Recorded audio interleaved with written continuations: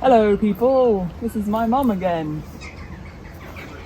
Today we are going to talk about autism and anxiety because that has been a pretty near constant in my life. This thing, when did I write this? At the end of year 6. End of year 6, so I was like 11. As part of my CBT at the time, did my therapist recommend it? I think she did. She just said write down your ideas about your worries.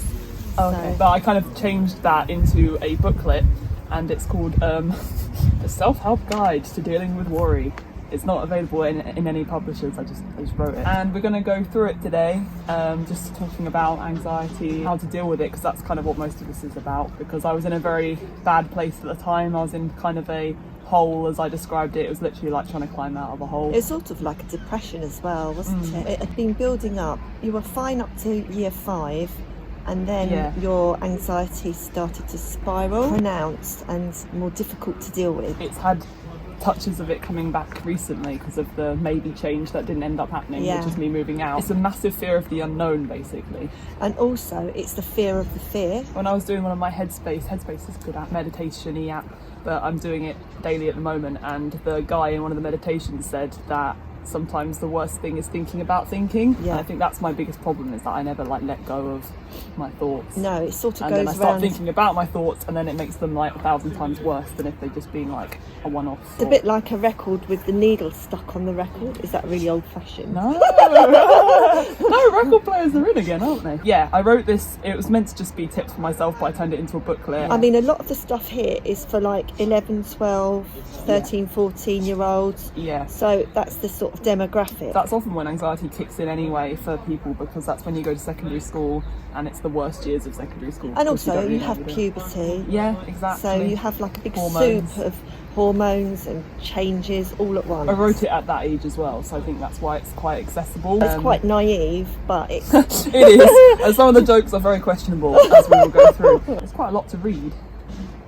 I'm a wordy person. So I wrote an introduction. I said, this is completely based off no scientific evidence. I just kind of it's wrote how this. she saw the world and how she felt at the time. Yeah. There are 3 different types of contemplation: a worry, just a thought, or a concern.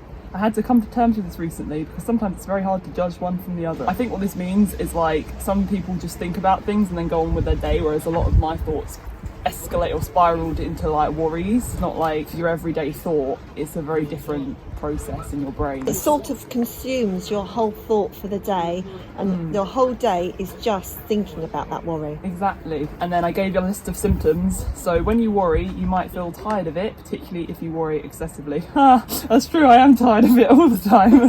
Very hot and sweaty, ... or very cold and sweaty. I don't really get cold and sweaty, you know how... What a lovely noise. When you're reading a book and they say, oh, I had a cold sweat, I've never understood what that meant, because I've never been cold and sweaty at the same time. No. But that's just what I wrote. I also wrote immensely confused, and then in brackets, in my case often, because that could just be a not understanding the world thing from an autism point of view. And all your messages are mixed up. Yeah, you can be distant and or irritable because you are too set in your worries to listen to what other people say or care about it. So I remember you used to tell me the same thing, it will get better, time will help you. That's really helpful advice, but when you're in the midst of your worry, you don't really even want, maybe me, I didn't even want to acknowledge that. I just wanted to be stuck. It's almost like I like worrying. It's like your body's used to the worrying, so when you haven't got a worry, you look for one. It's like you're so used to that heightened response and the fight or flight response, so when it's not there you think something must be wrong. You can be headachy and you may even be a bit sick, which is lovely. And I've written, as I found out, worry causes all of these things. When you panic, your heart beats faster and it may seem louder. That happens a lot when I'm trying to sleep and I can't sleep. I'll just lie there and my heart will be like, you're so aware of it, and it's so loud in your ears that it makes the worry worse, because you're like, oh, now I'm worrying about worrying. I'm very good at visuals, so I have illustrated a few things in here that probably don't make any sense to anyone else, but that was how I was making sense of it. I wrote a worry graph. That's very hard to say, worry graph. And I think I actually learned this from my therapist at the time, because it was similar to a thermometer method, where you'd say how high or low are you on the thermometer, worry-wise. 1 to 10. And the main takeaway from that was when you're worried, it can't actually continue indefinitely because your body just can't do that. The anxiety goes down over time anyway. So I've kind of done a time during worrying and then a worry scale. It's kind of heightened after 15 minutes and then it kind of goes down, up again, and eventually it goes on like a downward slope. It's just saying how your body responds to the... Yeah, it's like the physiological response to stress. Yeah. As you can see from my personal worry graph, my worry level escalates from the second the evil worrying contemplation kicks in. I like this illustration. It's lots of like devil worry thoughts coming in, and like the good contemplation's like, what's going on? And it's just being like, rah! And I said, poor me. But you may notice, despite at one point you may feel as if the earth's opened up and swallowed you, or you're worrying that it will, over time your worry level decreases. It's best to be truthful with yourself and consider on the worry thermometer, yes, there's one of those too, where you are on it. And how in the world are you going to make your worry levels go down? Read on to find out how to squish the worry contemplation. So basically the first point is extremely long, but it's meditation. So it's concentrate on something still, a book, a tissue box, a slice of cheese, because that was the height of my random humour. As long as it doesn't move, just sit and stare at it. You can blink and breathe, by the way. Don't read the book, just stare at it. The worry contemplation is trying to invade, those stupid thoughts keep popping up. When the thought comes, you can acknowledge it, but don't like hang on to it, just let it go afterwards. And being mindful. Yeah. Oh, that's a thought, that's a worry. Goodbye. This is how I feel, goodbye.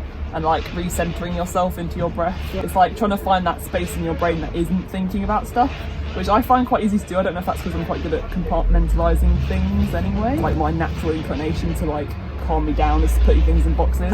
So basically you're saying meditation, think the worry into a box, shut the box, acknowledge it's in the box and let it go. You're controlling it and it's not controlling you. Exactly. And this was something that actually really helped me when I was 10. It was repeating mantras over to myself. I'll say, okay, I've worried, now the worry will go in a few minutes. And then you say it over and over and over, and that will help your brain fix on those words rather than the worry. Yeah. Don't give up until the worry level you have is about 1 or 2.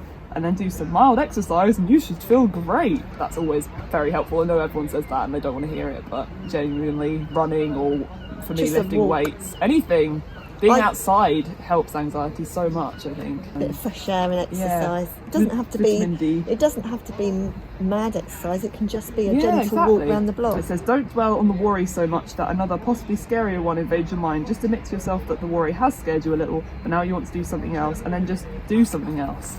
So basically just distract yourself. A similar thing, think of 3 positive things about your life and then repeat them like a mantra. If you're worried, you can think about things that cheer you up, or maybe do things to cheer you up. And what you find helps is to write that down. Yeah, I do. I keep like, I don't write massive paragraphs, but I have like a very cute little journal, and when I'm really anxious and I'm like, I need to just write this down. I used to actually write a diary every day. I don't want to reread it because it's probably really depressing, but it was when I was at the height of my worry, and I basically itinerised my day and everything that went wrong with it, and like how I felt. It's not in your head then, it's on paper. Said, I recommend you see a psychologist when you worry about the same thing for weeks. I put compulsory in brackets. Compulsory! You curl up into a ball because you're so worried. That's really sad, but I think I did do that a few times. You think you need help and it's made you ill or vomit. Not that nice. And your sleep was interrupted. Yes. Oh, that was another thing, yeah. I had this weird week where I basically didn't sleep at all. I just couldn't, like, it started out having one night of anxiety.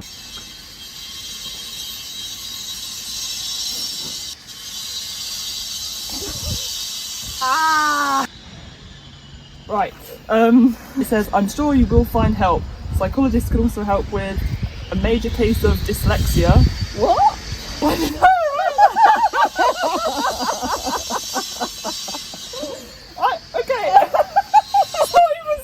I don't know. It can also help with OCD, which I have as well, which is when you have repetitive thoughts about things, or you need to do things over and over again, or you don't need to, but you feel like you need to assuage any worry that you have. It can help with self-confidence, and it can help with calming you down for class at school, making sure you don't get any worse behaved than you already are. My psychologist used to love this bit. I've written, most psychologists only help with a certain area or with more than one area, so it's best to find one that suits your problems, but remember, psychologists have lives too.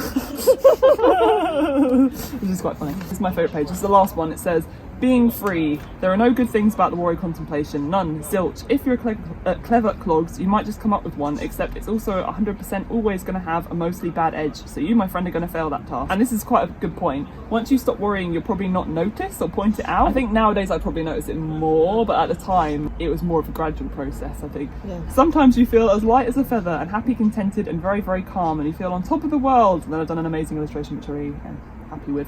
And then most important of all, you are finally free, and that is very nice. That was my little booklet. I think it's quite sweet. I need to refine it. I think I might like draw it up in Photoshop instead, so it's like an actual thing, and then see if I can find some way of actually making it available, maybe on like my blog or something. It's important to say though that even now we still use some of those CBT strategies, just if Neve has a little blip or something happens that escalates a worry. Yeah, we do revisit the strategies and adapt them. It's nice to have that reservoir of resources, because then you know that you've got it in check. I hope this helps anyone out there. Again, hope you can hear me, and have a good day. Please subscribe for more videos about anxiety, autism. That's kind of what I love filming at the moment. My name is Neve. This is my mum. Okay. Goodbye. Bye bye.